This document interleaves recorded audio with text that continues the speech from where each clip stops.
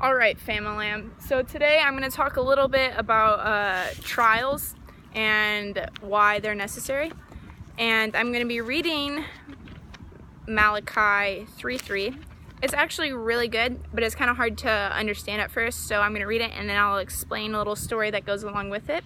And yeah, let's just get right into it. So Malachi 3:3 says, "He will sit as a refiner and purifier of silver.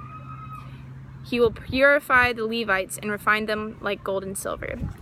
And if you're like any normal person, you don't really know how refining silver works. And neither did this one woman who was a part of a growth group, and they were reading through Malachi, and they reached this verse and they were a little confused. And so this one woman calls up a silver refinery and asks if she can come watch how silver is refined. And so they said yes, and she went in and she got to watch this whole process. And the silver refiner sat down and explained to her as he was refining the silver. And she sat down with him, and the first thing the silver refiner does is he takes this impure silver, this unrefined silver, and he sticks it in the hottest part of the fire, because that's where it will burn away all the impurities. And then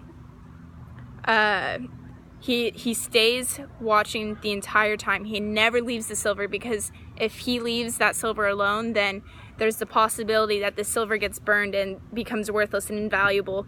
And he sits there the entire time.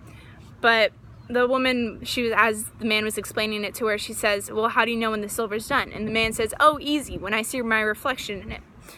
And so this really relates, as you can probably get, this really relates to trials in our everyday life, because when we go through trials, we're put in the hardest part of the trial, and God is using this trial to help chip away at our sins, not our sins, well, yes, our sins, and our flaws and impurities. And he's using our trials to strengthen us, and he's there the entire time. He's going to pull us out as soon as it's necessary, and he's watching over us.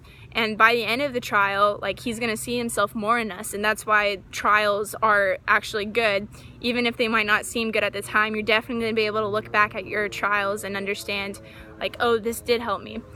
Yeah, that's all. I hope that you kind of have a little better perspective on trials, and thanks for watching.